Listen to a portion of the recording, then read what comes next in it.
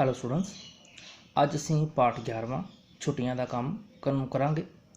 ਇਹ ਸਾਡੇ first term ਦੇ ਸਿਲੇਬਸ ਦਾ ਲਾਸਟ ਚੈਪਟਰ ਹੈ ਔਰ ਇਸ ਤੋਂ ਪਹਿਲਾਂ ਅਸੀਂ ਜਿਹੜਾ ਹੈ ਪਾਠ ਪਹਿਲਾ ਅਸੀਂ ਪੰਜਾਬੀ, ਪਾਠ ਦੂਸਰਾ ਵਾਤਾਵਰਨ ਦੇ ਰਾਖੇ, ਪਾਠ ਤੀਸਰਾ ਪੜ੍ਹੇ ਲਿਖੇ ਦੀ ਪਹਿਚਾਣ, ਪਾਠ 9ਵਾਂ ਅਲ ਅਤੇ ਹੁਣ ਅਸੀਂ ਜਿਹੜਾ ਪਾਠ 11ਵਾਂ ਛੁੱਟੀਆਂ ਦਾ ਕੰਮ ਜਿਹੜਾ ਇਹਨੂੰ ਅਸੀਂ ਕਰਾਂਗੇ। ਤੁਸੀਂ ਬੇਟਾ ਜੀ ਇਹ ਪੰਜੇ ਚੈਪਟਰਾਂ ਦੇ ਜਿਹੜੇ ਹੈ ਸ਼ਬਦ ਅਰਥ, long question answer, small question answer, ਵਾਕ ਅਤੇ ਰਚਨਾਤਮਕ ਗਤੀਵਿਧੀਆਂ, ਯੋਗਤਾ ਪਰ ਇਹ ਸਭ ਜਿਹੜਾ ਤੁਸੀਂ ਆਪਣੀ ਨੋਟਬੁੱਕ ਦੇ ਉੱਪਰ ਜਿਹੜਾ ਉਹ ਕੰਪਲੀਟ ਕਰ ਲੈਣਾ ਕੰਮ ਜਿਹੜਾ, ਅਤੇ ਇਸ ਦੇ ਬਿਹਾਫ 'ਤੇ ਤੁਹਾਨੂੰ ਜਿਹੜੇ ਆ ਇੰਟਰਨਲ ਮਾਰਕਸ ਜਿਹੜੇ ਆ ਉਹ ਦਿੱਤੇ ਜਾਣਗੇ। ਠੀਕ ਹੈ ਜੀ। ਹੁਣ ਅੱਜ ਅਸੀਂ ਜਿਹੜਾ ਛੁੱਟੀਆਂ ਦਾ ਕੰਮ ਜਿਹੜਾ ਉਹ ਕੰਪਲੀਟ ਕਰਾਂਗੇ। ਠੀਕ ਹੈ ਜੀ।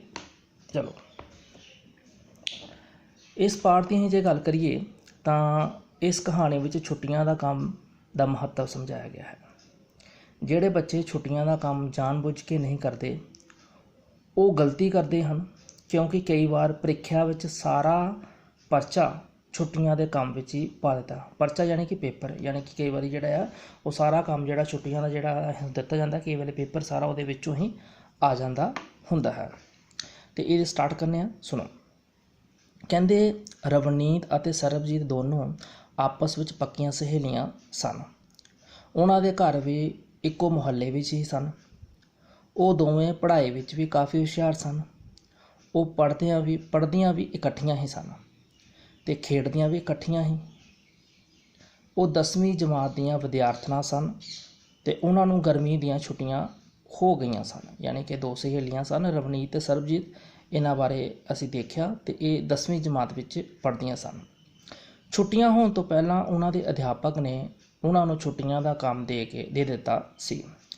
ਰਵਨੀਤ ਨੇ ਇੱਕ ਦਿਨ ਸਰਬਜੀਤ ਨੂੰ ਕਿਹਾ ਕਿ ਸਰਬਜੀਤ, ਆਪਾਂ ਛੁੱਟੀਆਂ ਦਾ ਕੰਮ ਕਰਨਾ ਕਦੋਂ ਸ਼ੁਰੂ ਕਰੀਏ? ਸਰਬਜੀਤ ਨੇ ਅੱਗੋਂ ਕਿਹਾ, ਰਵਨੀਤ, ਮੈਂ ਤਾਂ ਇਸ ਵਾਰੀ ਕਿਸੇ ਵੀ ਵਿਸ਼ੇ ਦਾ ਛੁੱਟੀਆਂ ਦਾ ਮਿਲਿਆ ਕੰਮ ਨਹੀਂ ਕਰਨਾ।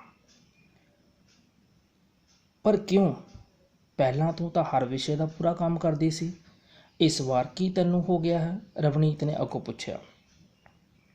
ਜਦੋਂ ਰਵਨੀਤ ਨੇ ਇਹ ਗੱਲ ਉਸਨੂੰ ਪੁੱਛੀ ਸਰਬਜੀਤ ਨੂੰ, ਤਾਂ ਰਵਨੀਤ ਦਾ ਪ੍ਰਸ਼ਨ ਸੁਣ ਕੇ ਸਰਬਜੀਤ ਨੇ ਕਿਹਾ, ਮੈਂ ਹਰ ਸਾਲ ਇੰਨੀ ਮਿਹਨਤ ਨਾਲ ਛੁੱਟੀਆਂ ਦਾ ਕੰਮ ਕਰਕੇ ਜਾਂਦੀ ਹਾਂ, ਪਰ ਅਧਿਆਪਕ ਸਾਡੇ ਕੰਮ ਨੂੰ ਚੰਗੀ ਤਰ੍ਹਾਂ ਦੇਖਦੇ ਹੀ ਨਹੀਂ। ਕੁਝ ਬੱਚਿਆਂ ਨੂੰ ਛੱਡ ਕੇ ਕਿਸੇ ਬੱਚੇ ਨੇ ਵੀ ਪੂਰਾ ਕੰਮ ਨਹੀਂ ਕੀਤਾ ਹੁੰਦਾ ਅਤੇ ਮੈਂ ਵੀ ਇਸ ਵਾਰ ਉਹਨਾਂ ਬੱਚਿਆਂ ਵਾਂਗ ਹੀ ਕਰਾਂਗੀ।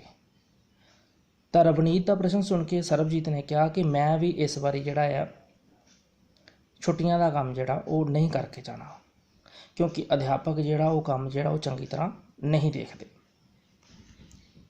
ਅੱਗੇ ਰਵਨੀਤ ਸਮਝ ਗਈ ਕਿ ਸਰਬਜੀਤ ਨੂੰ ਕਹਿਣ ਦਾ ਕੋਈ ਲਾਭ ਨਹੀਂ ਹੈ, ਪਰ ਉਸ ਨੇ ਫਿਰ ਵੀ ਉਸ ਨੂੰ ਕਿਹਾ, ਸਰਬਜੀਤ, ਅਸੀਂ ਛੁੱਟੀਆਂ ਦਾ ਕੰਮ ਅਧਿਆਪਕ ਲਈ ਨਹੀਂ ਸਗੋਂ ਆਪਣੇ ਫਾਇਦੇ ਲਈ ਕਰਦੇ ਹਾਂ।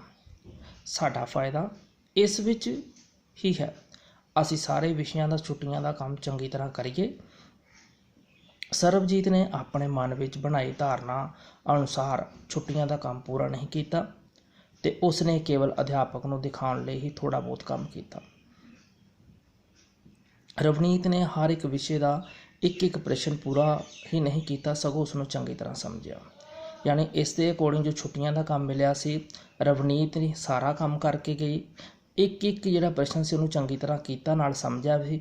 ਦੂਸਰੇ ਪਾਸੇ ਜਿਹੜਾ ਸਰਬਜੀਤ ਆ ਉਸਨੇ ਕੋਈ ਵੀ ਕੰਮ ਜਿਹੜਾ ਠੀਕ ਢੰਗ ਨਾਲ ਨਹੀਂ ਕੀਤਾ, ਜਸਟ ਫਾਰਮੈਲਿਟੀ ਕਰਕੇ ਉਹ ਛੁੱਟੀਆਂ ਦਾ ਕੰਮ ਕਰਕੇ ਚਲੇ ਗਏ। ਹੁਣ ਛੁੱਟੀਆਂ ਖਤਮ ਹੋਣ ਤੋਂ ਬਾਅਦ ਉਹ ਦੋਵੇਂ ਸਹੇਲੀਆਂ ਸਕੂਲੇ ਗਈਆਂ। ਉਹਨਾਂ ਦੇ ਜਮਾਤ ਦੇ ਅਧਿਆਪਕਾਂ ਨੇ ਉਹਨਾਂ ਦਾ ਛੁੱਟੀਆਂ ਦਾ ਕੰਮ ਦੇਖਿਆ ਤਾਂ ਜ਼ਰੂਰ, ਪਰ ਬਹੁਤੇ ਧਿਆਨ ਨਾਲ ਨਹੀਂ। ਠੀਕ ਹੈ। ਉਹਨਾਂ ਨੇ ਉਹਨਾਂ ਦੀਆਂ ਕਾਪੀਆਂ ਉੱਤੇ ਹਸਤਾਖਰ ਕੀਤੇ। ਸਰਬਜੀਤ ਨੇ ਛੁੱਟੀਆਂ ਤੋਂ ਬਾਅਦ ਘਰ ਜਾਂਦਿਆਂ ਰਵਨੀਤ ਨੂੰ ਕਿਹਾ, ਮੈਡਮ ਦੇਖ ਲੈ ਮਿਹਨਤ ਕੀਤੇ ਦਾ ਫਲ। ਮੈਂ ਤੈਨੂੰ ਕਿਹਾ ਸੀ ਨਾ ਕਿ ਅਧਿਆਪਕ ਛੁੱਟੀਆਂ ਦਾ ਕੰਮ ਧਿਆਨ ਨਾਲ ਨਹੀਂ ਦੇਖਦੇ ਹੀ ਨਹੀਂ, ਤੂੰ ਕੀ ਖੱਟ ਲਿਆ ਇੰਨੀ ਮਿਹਨਤ ਕਰਕੇ। ਤਾਂ ਸਰਬਜੀਤ ਨੇ ਘਰ ਜਾਂਦਿਆਂ ਹੀ ਰਵਨੀਤ ਨੂੰ ਜਿਹੜੀ ਇਹ ਗੱਲ ਕਹਿ ਦਿੱਤੀ ਕਿ ਮੈਂ ਤੈਨੂੰ ਪਹਿਲਾਂ ਹੀ ਕਿਹਾ ਸੀ ਕਿ ਅਧਿਆਪਕ ਨੇ ਚੰਗੀ ਤਰ੍ਹਾਂ ਕੰਮ ਨਹੀਂ ਦੇਖਣਾ, ਕੋਈ ਫਾਇਦਾ ਨਹੀਂ ਹੈ ਇਸ ਨੂੰ ਇੰਨੇ ਵਧੀਆ ਤਰੀਕੇ ਨਾਲ ਕਰਨ ਦਾ। ਤਾਂ ਰਵਨੀਤ ਨੇ ਜਿਹੜਾ ਸਗੋਂ ਕੀ ਕਿਹਾ, ਸਰਬਜੀਤ, ਮੈਂ ਤੈਨੂੰ ਉਸ ਦਿਨ ਵੀ ਕਿਹਾ ਸੀ ਕਿ ਅੱਜ ਵੀ ਕਹਿੰਦੀ ਹਾਂ, ਅਸੀਂ ਛੁੱਟੀਆਂ ਦਾ ਕੰਮ ਅਧਿਆਪਕਾਂ ਲਈ ਨਹੀਂ ਸਗੋਂ ਆਪਣੇ ਲਈ ਕਰਦੇ ਹਾਂ।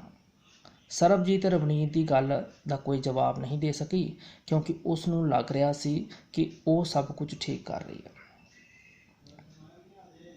ਸਮਾਂ ਲੰਘਦਾ ਗਿਆ। ਸਤੰਬਰ ਪ੍ਰੀਖਿਆਵਾਂ ਸ਼ੁਰੂ ਹੋ ਗਈਆਂ।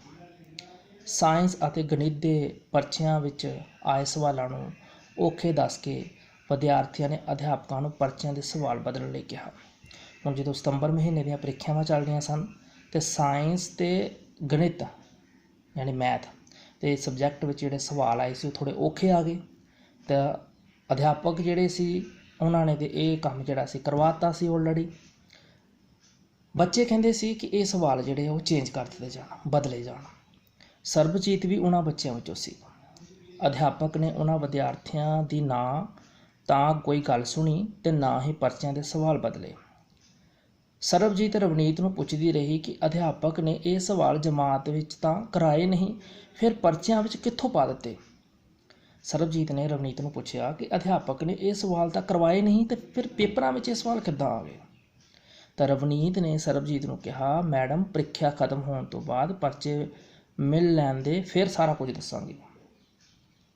ਪ੍ਰੀਖਿਆ ਖਤਮ ਹੋਣ ਤੋਂ ਬਾਅਦ ਉਹਨਾਂ ਦੇ ਅਧਿਆਪਕ ਨੇ ਉਹਨਾਂ ਦੇ ਪਰਚੇ ਦੇਖ ਕੇ ਦੇ ਦਿੱਤੇ ਅਤੇ ਰਵਨੀਤ ਆਪਣੀ ਜਮਾਤ ਵਿੱਚੋਂ ਪਹਿਲੇ ਨੰਬਰ 'ਤੇ ਆਈ। ਸਰਬਜੀਤ ਸਾਰੇ ਪਰਚਿਆਂ ਵਿੱਚੋਂ ਪਾਸ ਤਾਂ ਸੀ ਪਰ ਉਸ ਦੇ ਨੰਬਰ ਬਹੁਤ ਘੱਟ ਸਨ। ਗਣਿਤ ਅਤੇ ਵਿਗਿਆਨ, ਮੈਥ ਅਤੇ ਸਾਇੰਸ ਦੇ ਅਧਿਆਪਕਾਂ ਨੇ ਉਹਨਾਂ ਦੀ ਜਮਾਤ ਨੂੰ ਕਿਹਾ, ਪਿਆਰੇ ਬੱਚਿਓ, ਸਤੰਬਰ ਦੀਆਂ ਪ੍ਰੀਖਿਆਵਾਂ ਦੇ ਸਾਰੇ ਛੁੱਟੀਆਂ ਦੇ ਕੰਮ ਵਿੱਚ ਹੀ ਪਾਏ ਗਏ ਸਨ। ਕਹਿੰਦੇ ਕਿ ਜਿਹੜੇ ਸਤੰਬਰ ਮਹੀਨੇ ਦੀ ਪ੍ਰੀਖਿਆ ਹੋਈ ਸੀ, ਹੁਣ ਤੁਹਾਡੀ ਜਿਹੜਾ ਵੀ ਤੁਹਾਨੂੰ ਸਿਲੇਬਸ ਆਇਆ ਸੀ, ਜੋ ਤੁਹਾਨੂੰ ਛੁੱਟੀਆਂ ਦਾ ਕੰਮ ਦਿੱਤਾ ਸੀ ਨਾ, ਉਹਦੇ ਵਿੱਚੋਂ ਹੀ ਆਇਆ ਸੀ।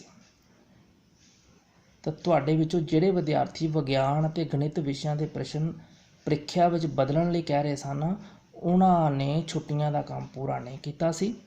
ਬੱਚਿਓ, ਤੁਹਾਨੂੰ ਹਰ ਇੱਕ ਬੱਚੇ ਨੂੰ ਛੁੱਟੀਆਂ ਦਾ ਕੰਮ ਪੂਰੇ ਦਾ ਪੂਰਾ ਕੰਮ ਕਰਨਾ ਚਾਹੀਦਾ ਹੈ ਅਤੇ ਇਹ ਵੀ ਤੁਹਾਡਾ ਸਭ ਦਾ ਭਲਾ ਹੈ। ਇਸ ਵਿੱਚ ਵੀ ਤੁਹਾਡਾ ਸਭ ਦਾ ਭਲਾ ਹੈ। ਸਰਬਜੀਤ ਨੂੰ ਅੱਜ ਆਪਣੀ ਸਹੇਲੀ ਰਵਨੀਤ ਦੀ ਕਹੇ ਹੋਏ ਸ਼ਬਦ ਜਿਹੜੇ ਸੀ ਉਹ ਯਾਦ ਆ ਰਹੇ ਸਨ।